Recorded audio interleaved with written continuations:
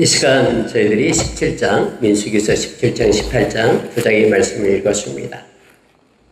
여러분, 하나님께서 모세를 불러서 애굽에 있는 이스라엘 백성을 불러내어 제사장 나라 거룩한 백성으로 하나님께서 그렇게 삼으셨죠. 물론 이 모든 것들도 애굽 땅에서 억압을 받고 노예살이로 힘들 때 그들이 하나님 앞에 간절히 기도하고 부르짖었고, 하나님께서는 그 기도를 들으시고 모세와 아론을 통해서 그들을 이끌어내었죠. 이끌어낼 때에 애굽 사람들이 바로 왕이 그대로 보내지 않았잖아요. 10가지 재앙을 내려서 그들이 이제 이스라엘 백성을 이렇게 보내주었죠.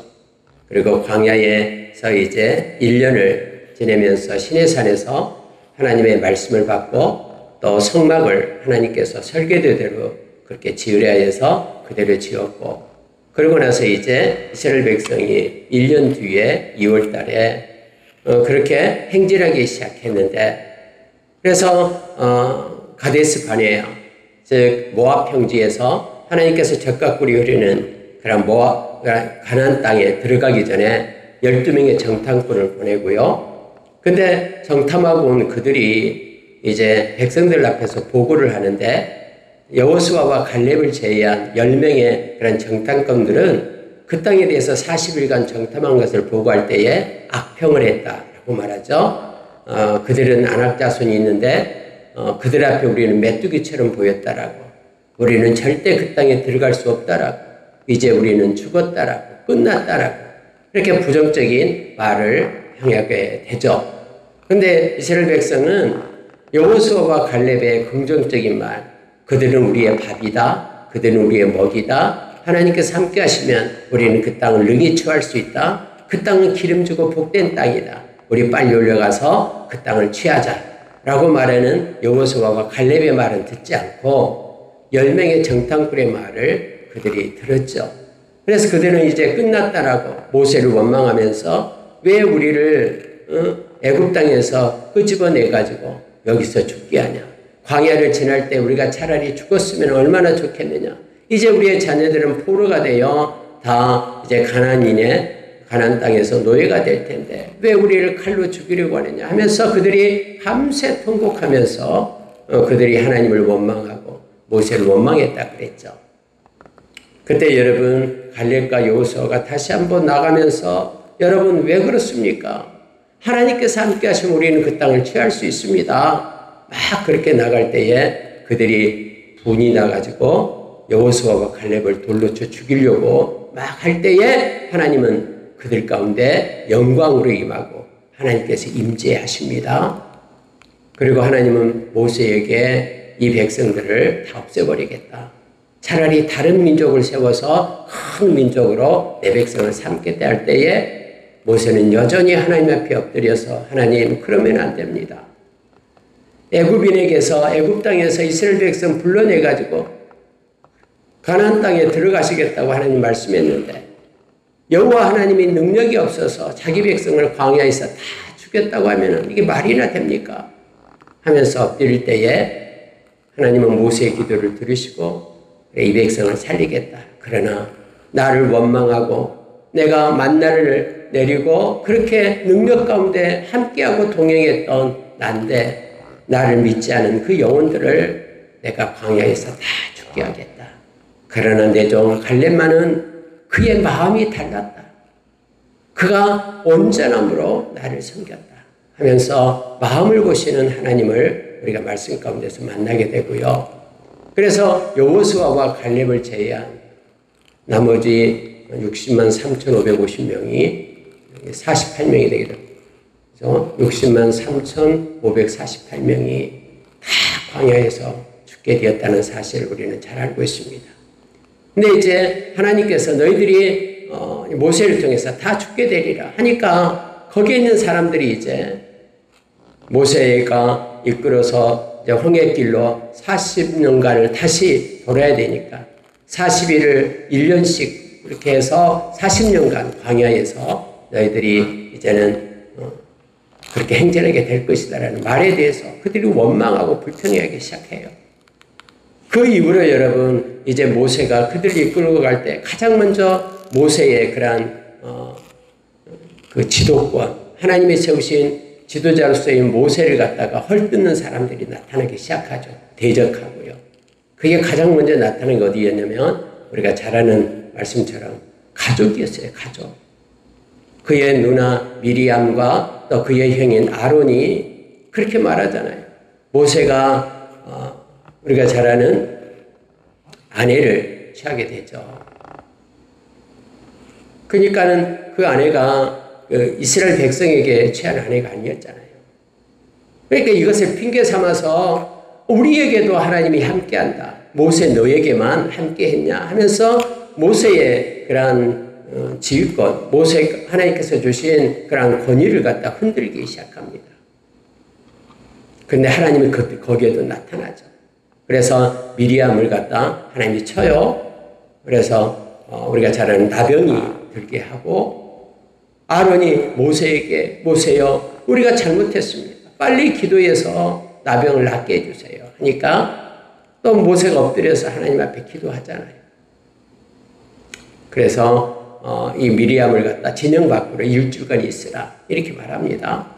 그래서 그가 이제 모든 대군들이 이동하는 것을 멈추고 미리암이 그런 진영 밖에서 이렇게 나병이 낫게 돼서 일주일 후에 다시 들어와서 행진하는 사건이 나타나요. 근데 여러분 우리가 이미 이제 16장에서 봤듯이 다시 또 모세의 이 권세 앞에 하나님이 세우신 이 권위 앞에 또 이렇게 반역하고 대드는 사람들이 나타나죠. 그게 바로 고라 자손이었어요. 어제 우리가 말씀을 나눴듯이 고라, 또 다단, 또 아비람, 또 온, 이와 같은 사람들이 또 지휘자들 250명과 함께 연합해가지고 모세와 아론을 이제 몰아내려고 하죠. 네가 왜 우리의 지도자냐? 네가 왜 우리의 왕이냐? 우리가 선출해서 다른 지도자를 세우겠다. 그때도 역시 모세와 아론은 하나님 앞에 엎드리게 됩니다. 그리고 하나님께서 누구를 택했는지를 하나님이 보여주게 되죠. 250명에게 다 그 향단을 가지고 오게끔 하고 또 고라에게 나오라. 하나님의 성막 앞으로 오라. 라고 말하죠. 거기에 다단과 아비람은 나오지 않아요. 내가 왜 나가냐? 네가 무슨 왕이냐? 내가 왜 모세 너 말을 들어? 하면서 나오지 않습니다. 그때 여러분 하나님께서는 영광이 나타나서 모세에게 말하죠. 내가 이제는 너희들은 피해라. 내가 이들을 갖다 다 없애버리겠다. 했을 때도 모세가 또 기도를 해요. 하나님, 아니 한 명이 범죄를 하였는데 어떻게 전체를 다 없앨 수 있습니까? 그러니까 하나님께서 그러면은 회중에게 말해라. 그들 장막에 가까이 하지 말라라. 그래서 여러분 모세가요 거기 다단과 또 아비람 그 장막 가운데 같이 올라가요.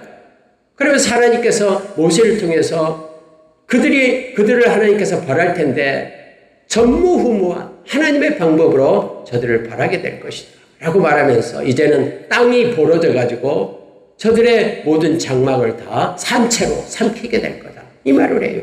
이 말이 끝나자마자 진짜 땅이 벌어져 가지고 그들이 있는 그런 장막의 모든 사람들, 가족들, 가축들 다 그 수월로 그 구덩이로 빠지게 해서 땅이 또 딱 합쳐버려.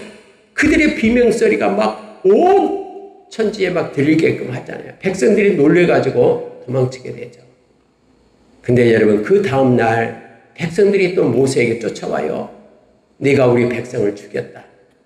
네가 모세를 향하여 그렇게 땅속에 산처럼 매장하는 것이 바로 너다 하면서 이제는 모세와 아론을 죽이려고 해요. 그럴 때 또 하나님의 영광이 곳에 딱 나타나서 모세와 아론을 보호하시죠. 그러면서 하나님께서 이제 일하시기 시작하는데 250명, 그 전에 250명이 향로를 가지고 우리도 제사장이 되겠다고 말할 때에 너희들이 아니다. 내가 택한 자는 아론이다 하면서 하나님의 불이 나와서 250명을 다 살라버리죠. 그리고 그 향로를 갖다가 엘리야살한테 말해서 형 너는 버리지 말고 그걸 쳐가지고 제단에 이렇게 놔두라라고 얘기합니다. 이것을 볼 때마다 하나님을 반역하고 하나님이 세운 그런 사람의 권위에 대응하고 사람의 생각으로 우리 생각으로 하나님이 우리와 함께하면서 의논하면서 인권을 존중하고 인권을 따라 생활하는 하나님을 버리고 사람의 뜻으로 하나님을 섬기려는 것에 대한 경종을 울리게끔 그렇게 하잖아요. 하나님의 불이 붙어가지고 이제는 전염병이 들기 시작합니다. 이대로 있으면 사람들이 다 죽어요. 모세는 아론에게 빨리 가서 그 전염병이 가서 하나님 앞에 속죄제를 드려서 속죄를 하나님 앞에 회개해서 전염병을 그치게 하라. 그래서 지금 아론이 가서요 하나님 앞에 기도해요. 그러니까 그 전염병이 멈추게 되었다고 성경에 말하죠. 성경에 보면은 14,700명이 그 자리에서 죽었다라고 말하고 있습니다. 그리고 나서 이제 하나님께서 말씀하신 것이 바로 오늘 17장이에요. 하나님 뭐라고 말씀하시냐면 이스라엘 12지파의 그러한 대표들을 불러내요. 그들로 하여금 너희들이 원하는 지팡이를 하나씩 다 가져와라. 그리고 그 지팡이에는 이름을 새겨라. 물론 여기에 이제 그 레위 지파는 아론으로 하여금 대제사장이었던 아론으로 하여금 너도 지팡이 가져와라. 그리고 지팡이 끝에다가 이름을 새겨요. 자기 지팡이. 자기가 낸 거. 그래가지고 이걸 가지고요. 12개를 가지고 하나님께서 그렇게 모세에게 말씀하십니다. 모세야, 이것 가지고 증거계, 즉 하나님의 언약궤가 있는 곳에 옆에 딱 두어라. 그리고 하루가 지나서 그 12의 지팡이를 가지고 나온 거예요. 사람들이 다 자기의 이름을 새겼기 때문에 자기 지팡이를 찾아가요. 근데 오늘 말씀을 보니까 아론의 지팡이에는요, 이상한 일이 생겼어요. 왜요? 처음부터 하나님께서는 그렇게 말씀을 하셨죠. 자, 5절에 보니까 내가 택한 자의 지팡이에는 싹이 나리니 이것으로 이스라엘 자손이 너희에게 대하여 원망하는 말을 내 앞에서 그치게 하리라. 이거 하나님이 행하신 방법이에요. 하나님께서 이제 이스라엘 백성이 모세와 아론을 향해서 네가 무슨 우리의 지도자냐? 우리도 하나님의 백성이기 때문에 뭐 투표해서 뽑자. 막 이렇게 말하는 원망하고 불평하는 이것을 내가 그치게 하겠다라고 하나님은 말씀하시면서 하나님의 고안해낸 방법이 바로 이거였죠. 이제는 싹이 난 지팡이 그가 내가 택한 자다 하면서 하나님이 말씀하시는데 아니 아론의 지팡이에 보니까요 성경은 이렇게 되어 있어요. 8절에요. 이튿날 모세가 증거의 장막에 들어가 본즉 레위 집을 위하여 낸 아론의 지팡이에 움이 돋고 순이 나고 꽃이 피어서 살구 열매가 열렸더라. 이렇게 되어 있어요. 아니 여러분 하룻밤 사이에 이렇게 꽃이 피고 열매까지 열리는 뭐 순이 나 있는 이런 놀라운 일이 뭐 어떤 심어놓은 것도 아닌데요. 아론의 지팡이에 있게 했다라는 거예요. 하나님이 이것을 가지고 뭘 나타내 줍니까? 하나님은 내가 택한 자를 통해서 하나님이 일하신다라는 것을 가르쳐주고 있습니다. 아무리 힘이 있고 아무리 똑똑하고 아무리 그가 뭐 사교성이 있어서 많은 사람들을 설득해서 그렇게 자기 축으로 자기 편으로 모은다 해도 하나님이 택하지 않으면 아무것도 아님을 성경은 말해주고 있습니다. 하나님이 심으면 뽑을 자가 없고요. 하나님이 열어두면 닫을 자가 없습니다. 모든 구원은 하나님께 속한 것이고 하나님의 사역은 하나님께서 택한 자에 의해서 이루어지게 됨을 성경은 보여주고 있는 것이죠. 그래가지고 하나님 말씀합니다. 그 아론의 지팡이를 이제는 언약궤 앞에다가 두어라 해서 기념으로 삼을 것을 말하고 있어요. 10절에 보세요. 여호와께서도 모세에게 이르시되 아론의 지팡이는 증거궤 앞으로 도로 가져다가 거기 간직하여 반역한 자에 대한 표징이 되게 하여 그들이 내게 대한 원망을 그치고 죽지 않게 할지니라. 다시 말하면 하나님에 대해서 원망하고 대적하게 되면 그들의 끝자락이 죽음이다라는 것을 말하면서 이 아론의 지팡이를 그들에게 언약궤 증거궤 앞에다 두면서 많은 사람으로 하여금 이후에도 하나님의 택한 자를 비방하고 대적하지 못하도록 그렇게 하라라고 말합니다. 물론 하나님이 택한 자가 잘못할 수도 있겠죠. 그것은 하나님이 책임지는 거예요. 하나님이 하나님의 방법으로 그를 심판하게 됩니다. 그러나 백성들이 그를 모아서 심판하고 몰아내고 쫓아내고 하지 말 것을 말하고 있습니다. 그러면서 여러분 이제 18장에 가서는요, 뭘 얘기하냐면은 하나님이 택한 자는 하나님이 책임진다라는 것을 가르쳐줘요. 제사장과 레위 지파가 하나님이 기업이 된다라고 했는데 그럼 그들은 뭘 먹고 살아야 되는가 했을 때 18장은 조목조목 하나님께서 이런 방법으로 그들이 살아가게 된다라는 걸 말해주고 있습니다. 제사장이 성막에서 여러 가지 죄 5가지 그런 제사가 있죠. 번제, 소제, 또 속죄제, 속건제, 화목제 이걸 드릴 때 제사장의 몫이 있다라는 거예요. 특히 이렇게 거제나 요제로 드리는 것들은 다 제사장의 몫이죠. 그리고 하나님께서 오른쪽 넓적다리, 흔든 가슴 이 모든 것들은 제사장의 몫이다라고 얘기합니다. 그럼 레위인은 어떻게 삽니까? 레위인은 어떻게 살 때 일반 백성들이 드리는 11조를 가지고 레위인이 먹고 산다라고 말합니다. 그리고 레위인은 그거 받은 거에 대한 11조를 하나님께 뒤무리 인하여 거기에 대한 11조로 제사장들이 살게 될 거다. 이것이 그들의 몫이다라고 말하고 있습니다. 물론 오늘날은 다릅니다. 오늘날은 저와 여러분 모두가 하나님의 제사장이죠. 우리가 베드로전서 2장 5절 거룩한 제사장, 베드로전서 2장 9절 왕같은 제사장, 요한계시록 1장에서 그리스도의 제사장, 하나님의 제사장, 또 로마서 14장에서 저와 여러분 복음의 제사장, 다시 말하면 하나님께 예배하는 하나님의 백성이 됨을, 또 하나님의 백성 모두가 다 예배자로서 하나님의 제사장이 됨을 알게 합니다. 근데 여러분 오늘날 예수님께서 율법을 완성했다고 했죠. 근데 11조는 율법에서 나온 게 아니에요. 11조는 우리가 잘 아는 아브라함에게 처음에 멜기세덱의 그런 제사장을 통해서 아브라함이 드렸던, 또 야곱이 하나님께 약속했던 그거였죠. 그래서 오늘날에는 뭐 그것 가지고 제사장들이 먹고 사는 것이 아니라 오늘날에는 그걸 가지고 복음의 제사장이 되기 때문에 하나님의 말씀이 증거되는 곳, 또 하나님의 그런 말씀이 선포되는 곳에 교회에서 사용되게 됨을 알게 합니다. 이렇게 해서 여러분, 성경이 18장에서는 이제 하나님께서는 하나님이 택한 백성을 책임진다라는, 그리고 그들이 해야 될 직무에 대해서 그렇게 성경은 기록해놓고 있음을 보게 됩니다. 특별히 여러분 19장 한번 보세요. 19절 보세요. 이스라엘 자손이 여호와께 거제로 드리는 모든 성물은 내가 영과 몫의 음식으로 너와 내 자녀에게 주노니 이는 여호와 앞에 너와 내 후손에게 영원한 소금 언약이니라. 이 소금 언약이다라는 표현을 씁니다. 여러분 소금 언약은 변하지 않는 것을 나타낼 때 쓰는 표현이에요. 소금은 부패되고 썩어가는 것을 갖다 소금을 쳐서 세우는 것이잖아요. 그래서 소금 언약이다라고 말할 때는 이것은 소멸되지 않고 영원한 것이다라는 것을 말해주고 있습니다. 다시 말하면은 영과 몫의 음식이다 해가지고 이 말은 하나님께서 책임진다라는 거예요. 하나님께서 너희의 몫이 될 것이다. 너희의 기업이 될 것이다. 라고 말하고 있는 것입니다. 우리 예수님께서 그렇게 말씀했죠. 요한복음 6장 35절에서 나를 따르는 자는 결코 줄이지 않는다. 나를 믿는 자는 영원히 목마르지 않는다.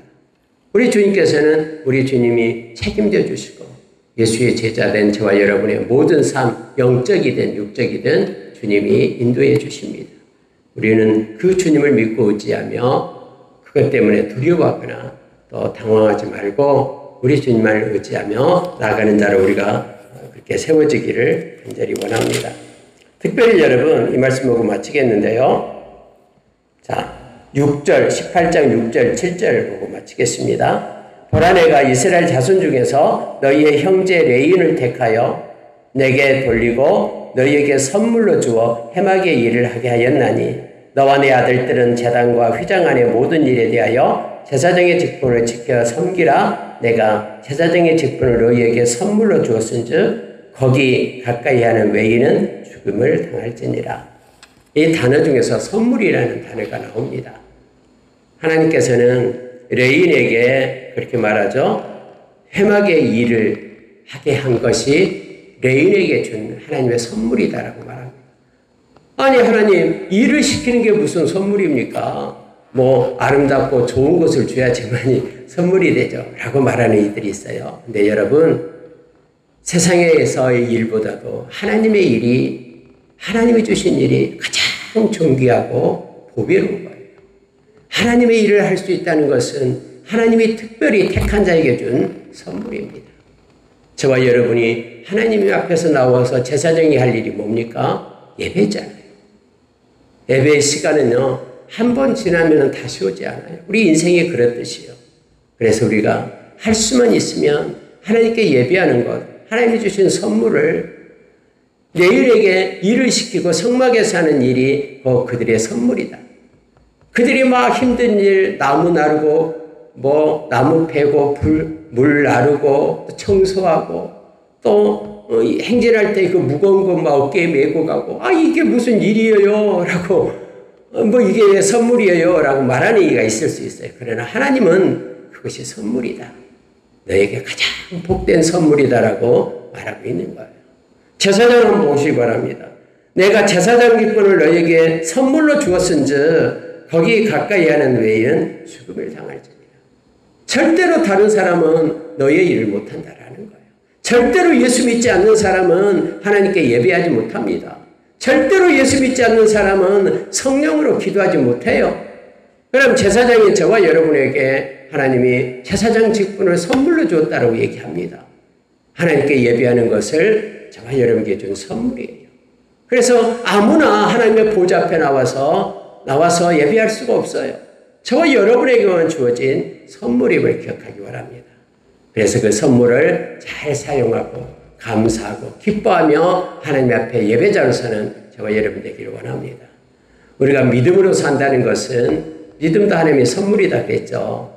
믿음으로 산다는 것은 하나님이 기뻐하심 받은 거고요. 또 가장 원하는 것이 그겁니다.